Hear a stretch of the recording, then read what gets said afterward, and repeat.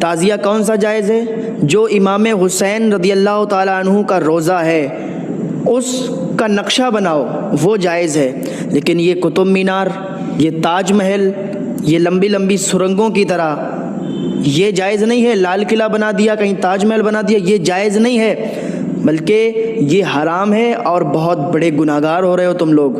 अब बताओ कहाँ इमाम हुसैन का रोज़ा बनता है? लोग कहते हैं कि जो साहब ताज़िया हराम बता दिया, ताज़िए को हराम नहीं बता रहे, लेकिन जो जायज़ है उसको बनाओ, जो नाजायज़ है उसको मत बनाओ।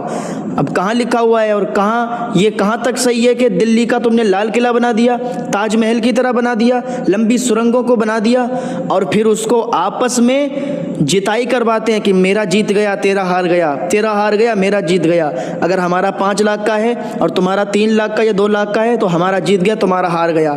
तो उनसे ज़रा पूछो कि तुम ये ताज़िया बनाते किसके लिए हो? तो कहते हैं हम हुसैन के नाम पर ताज़िया बनाते हैं। तो हम कहते हैं जब हुसैन के नाम पर ताज़िया बनाते हो तो इसमें हराना और जिताना क्या गए? जिसने अच्छा ताज़िया बनाया तो वो जीत गया, और जिसने पैसा कम लगाया, जिसका छोटा ताज़िया रह गया तो वो हार गया। तो उसने किसके लिए? क्या यजीद के लिए उसने बनाया था ताज़िया?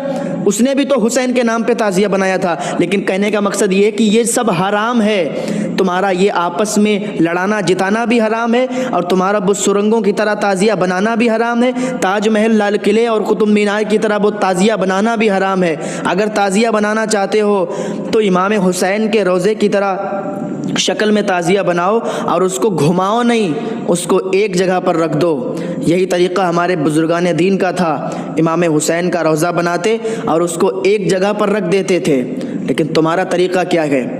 वो ताज़िया होता है, उसके ऊपर का जो गुंबद होता है उसको फिर गांव में घुमाया जाता है और जिसके घर ले जाया जाता है वो अगरबत्तियां लगाते हैं। यकीन मानो, हकीकत बयानी कर रहा हूँ। किसी को बुरा लगता है लगने दो, जो हक बात होती है वो कड़वी होती है और हक बात हम छुपा नहीं सकते क्योंकि अल्लाह के हमें भी जवाब देना होगा।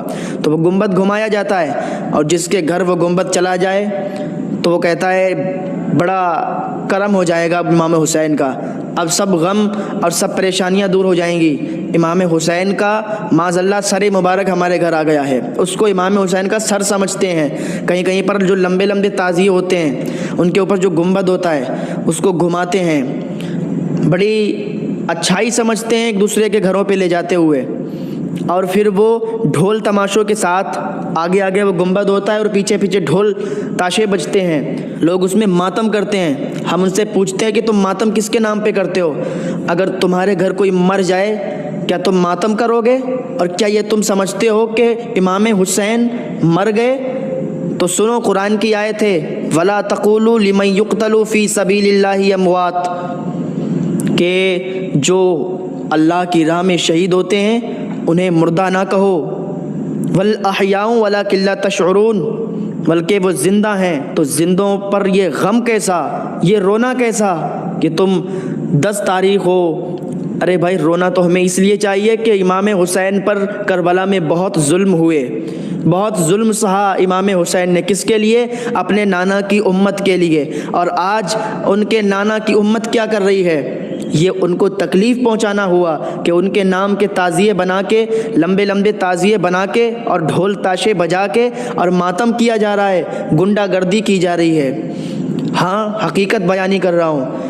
जो कहीं कहीं पर यह रिवाज होता है कि 8 तारीख या 7 तारीख या 6 तारीख या 9 तारीख को बैंड बाजे किए जाते हैं। बड़ी बड़ी दूर से लोग ये बैंड बुलाते हैं और अच्छा खासा उनको रुपया देते हैं और वो पूरी रात बजाते हैं और आगे आगे वो गुंबद ले जाते हैं, पीछे पीछे लोग मातम करते हैं। अपने छतों पर लोग खड़े होके तमाशा देखते हैं, बहू बेटियां छतों पर खड़े होके ये तमाशा देखती हैं।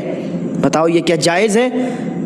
जब करबला शरीफ में सैयदानियों के दुपट्टे छीन लिए गए थे तो हज़रत ज़ैनब रज़ियल्लाहु अन्हा ने इरशाद फरमाया कि अपने बालों को नीचे गिरा लो, अपने बालों के ज़रिए से अपने चेहरों को छुपा लो। तो बताओ उनको क्या जवाब दोगे तुम लोग जो तुम आवारापन करते हो? हमारे घरों की जो बहू बेटियां बेपर्दा होकर और वो ताज़िया देखने जाती हैं, बेपर्दा होकर वो ढोल तमाशे का मज़ा लेती हैं